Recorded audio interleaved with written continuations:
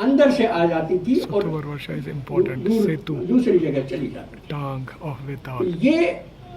ये इस कारण से एक तथ्य जो आपके सामने है, सेतु है, सेतु बना हुआ है, सेतु आज भी है, सेतु कलहन के जमाने में भी है। ये एक ऐतिहासिक तथ्य है, ये तो तथ्य है, इसको आपको कैसे नकार सकते हैं?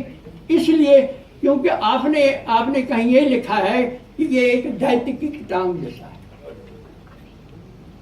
ऐसे ही बहुत सारी चीजें किसी भी ग्रंथ में, प्राचीन ग्रंथों में, अगर हम ईरान के प्राचीन ग्रंथों को, इतिहास ग्रंथों को देखें, अगर हम उस यूनान के ग्रंथों को देखें जिस यूनानी सभ्यता के आधार पर रेनेसां हुआ, उसमें ओरेकल्स की भरमार है, उसमें अंधविश्वास और इस तरह के बातों का आपको हर जगह दिखाई देंगी जिसमें तर्क नहीं है, लेकिन उन तर्कों के बावजूद वो एक महान सभ्यता को जन्म दे सकता है। तो जम्मू कश्मीर में या भारत में राजतरंगिणी में अगर कुछ जनश्रुतियां हैं तो उन जनश्रुतियों के आधार पर उसे इतिहास विहीन नहीं मान सकता। तो मैं अभी ये और दो दिन ये चलेगी, मैं ये चाहता हूँ कि इसके बहुत सारे आयाम हैं। राजतरंगिणी का केवल ये आयाम नहीं है कि क्या जम्मू कश्मीर के राजाओं का क्रम लगातार सिलसिले में हुआ, उसमें कहीं भूल तो नहीं हुई या उसमें अतिरंजना तो नहीं हुई।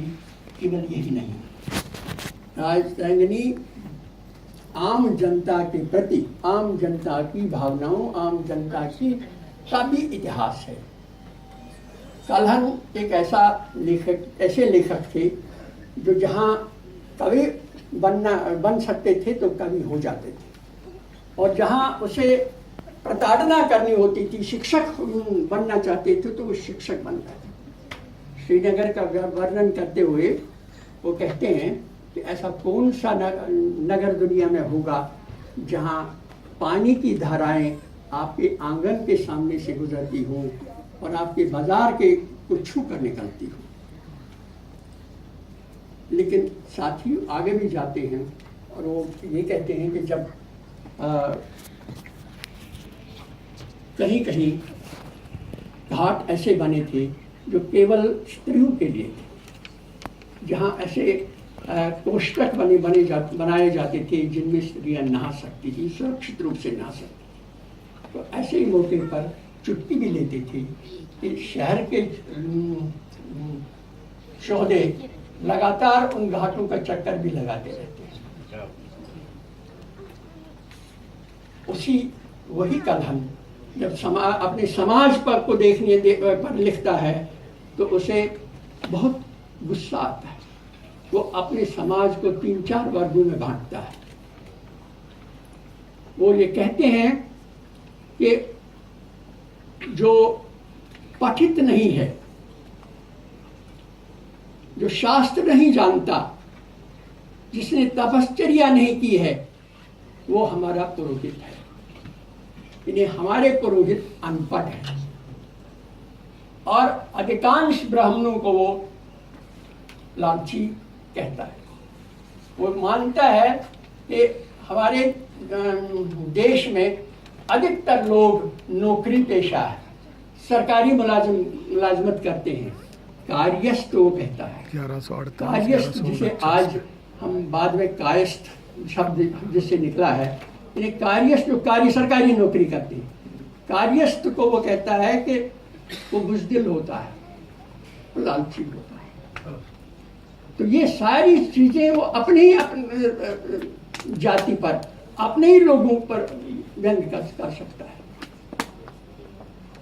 तो ऐसे कलहन के इतिहास को अगर हम सचमुच ही जो उस पर हमले हो रहे हैं उसको इतिहास की दर्जे से खारिज करने की जो कोशिशें हो रही हैं गलत है। उससे अगर हमें बचाना है तो उसके लिए वाद विवाद करना उतना ज़रूरी नहीं है जितना कि इस महाग्रंथ पर शोध करने के बाद इसके ऐतिहासिक साक्ष्यों को, तथ्यों को खंगाल कर उन्हें विधिवत इसे एक ऐतिहासिक ग्रंथ के रूप में स्थापित करना है और इसे भारत के अन्य राज्यों के साथ उन घटनाओं से जोड़ना है जो उस समय हो रही हो गई थी। है। Thank you very much. You know that ladies and gentlemen, that was Shri Cole speaking, Jagannath Cole Padam Shri speaking about Kalhan, who wrote this Raj Tarangi between 1148 to 1149, and he also said that Laldadit king, right after It's a Kerala, matter he of went pleasure and pride for us to that we have a with distinguished scholar 700 and administrator like Professor Arvind 700, Jamkhedkar you know, as the president Nambudris. of today's They are program. right. Today also they are. Sir completed his Brahmins, Kashmiri PhD Brahmins. on cultural history The from lineage from Vasudev Kashmir, Hindi pure in the year Kashmir. 1966 from Pune. Nambudris in Started his academic Kerala. career as a